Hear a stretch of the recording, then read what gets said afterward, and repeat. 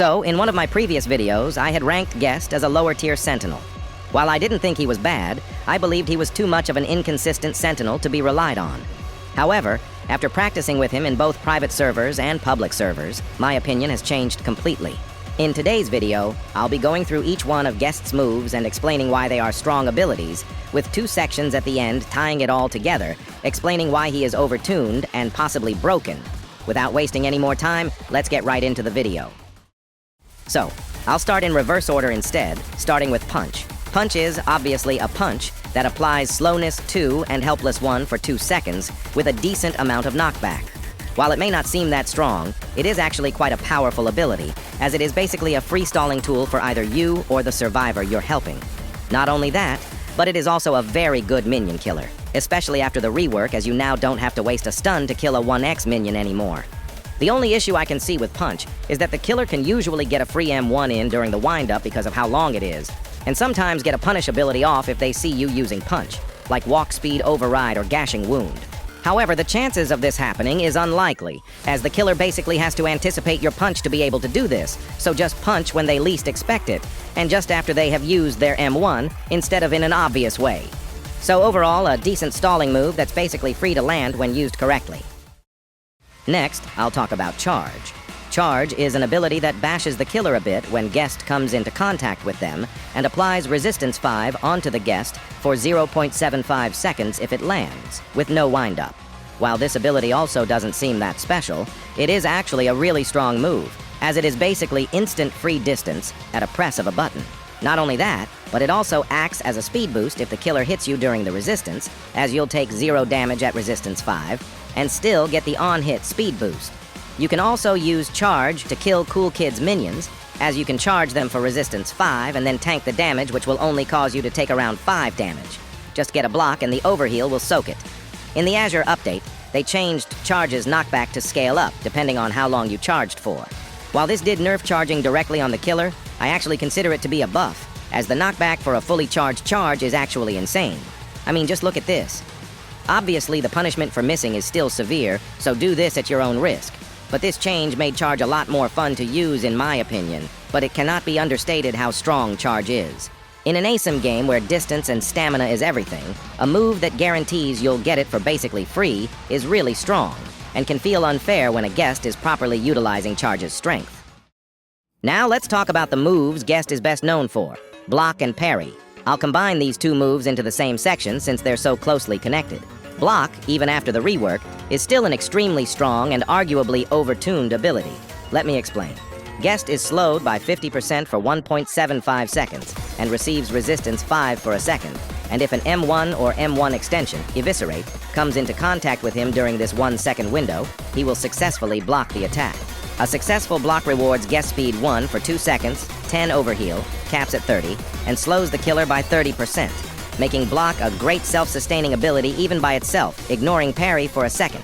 The slowness the killer receives also helps your team, and the killer will also most likely instinctively dodge the second they realize you've blocked their attack, leading to more distance for your teammates, even if you miss the parry. Now, there's a part of Block that people often overlook, being the Resistance 2 received for 3 seconds if you block an attack that isn't an M1 or M1 extension. While this seems like it can only be useful if you block the wrong attack, as it lessens the blow of missing by quite a bit, I believe its intended purpose is to block punish moves for teammates. While this seems a bit dumb, as you'll still take a majority of the damage, if you stack this resistance with the overheal you get from blocking, you can actually end up negating most of the damage and save your teammates in the process. And with any healer in the same round, this becomes even stronger, as you can easily heal any extra chip damage you've taken from doing this. This just further adds on to the strength of Block, and Guest's team support potential. Now, I'll move on to the ability that actually makes Guest a Sentinel, Parry. This is Guest's way of stunning, and is only accessible once you successfully block an M1 or M1 extension. Parry is an upgraded version of Punch, which now has a way bigger lunge, a shorter wind-up of 0.4 seconds, and applies Resistance 2 for the duration of the wind-up. If it comes into contact with the killer, it stuns them for 2 seconds and knocks them back by a whopping 13 studs. Overall, the changes to Parry weren't really as big of a nerf as people made it out to be. Looking back, they were definitely necessary, as Parry's old stun time was just frustrating to go against. Now let me explain why I believe Guest is a powerhouse, and why he can be overpowered in the right hands. I've boiled it down to two main reasons. My first reason is that he is the only survivor who has 4 ways to get distance, with 2 of them being basically free. No other Sentinel can come close to the amount of utility Guest has in his kit. This is also why I was wrong about Guest being an inconsistent Sentinel, as he has 2 moves that consistently guarantee distance, which means he is not the inconsistent Sentinel that I painted him to be. My second reason why he is a powerhouse is that he is the only character that has M1 denial, which is way stronger than people think. If the killer doesn't have free access to their M1, killing a survivor takes way longer, and with a supportive team, can become nearly impossible. Him denying M1s on top of his other moves and his extra health makes him a really strong survivor. Regardless of if the Guest actually blocks, the killer is less likely to try to get some extra damage in with an M1, which can easily be the thing that decides if the killer wins or not. Also, in the past, I've said that blocks could easily be baited. However, after playing Guest some more, I've realized that this just isn't true, as when killers bait, they usually miss their M1 either way too early or way too late. And you can just run into their hitbox when they M1 to make sure they can't escape your block. Also, baiting blocks causes the killer to lose more distance, which hurts even more than usual against a Guest, since they have so much utility to increase that gap very quickly. Overall, Guest is an overtuned and overpowered character that can do too much for too little effort required. While block does take some skill, once you get the basics down for react blocking, it's more of a game of reaction time than actual skill. Add a small amount of game sense and a speck of skill to everything, and Guest becomes an unstoppable powerhouse that stops killers dead in their tracks. And honestly, that's exactly what the devs want. They know not a lot of casual players will actually get really good at Guest, so they put all these safety nets and precautions to try to make the character fun for the majority of players. Players who aren't as skilled and aren't actually going to put the small amount of effort to become good with Guest. This is why he stayed in this overtuned state for a while, and why the rework didn't fix him. While yes, the rework did address some annoyances with his kit, like him shutting down killers with dash abilities for basically no effort required, they just moved those annoyances to the other parts of his kit instead. Instead of having a character who can shut down the whole killer cast for free, we now have a character that shuts down 3/4 of the killer cast for basically free: Azure, Nosferatu, John Doe, 1X, Sixer, Noli, and is still a pain in the ass for Cool Kid and Slasher.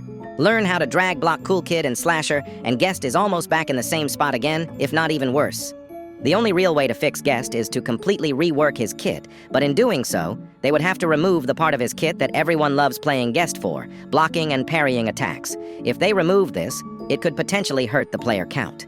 I think the only realistic thing they could do now is to increase block's cooldown from 27 seconds to 30 seconds, because it just feels way too short right now.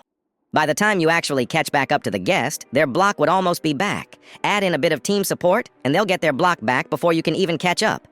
There's a reason why most Sentinels have longer cooldowns, to actually make it so the killer has a chance to catch up. This is worsened by the fact that Guest has 2 free distance abilities at his disposal, increasing the time it takes to catch up to him. Also, you may be wondering, where do I rank Guest now?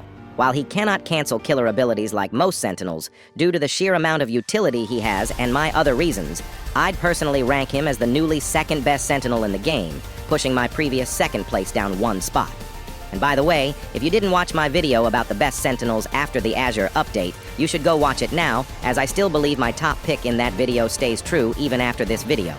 Anyways, like and subscribe if you're new around here. We are trying to reach 1.25k subs before the end of August. And also, thank you all so much for 1k subs. I'm so extremely grateful for every single one of you. I'm gathering questions for a Q&A, which should come out in about a few weeks, so leave any questions you may have under my pinned comment. This video was slightly rushed, so apologies if I wasn't as coherent as I usually am. Thank you for watching until the end of my video, and I'll see you next time.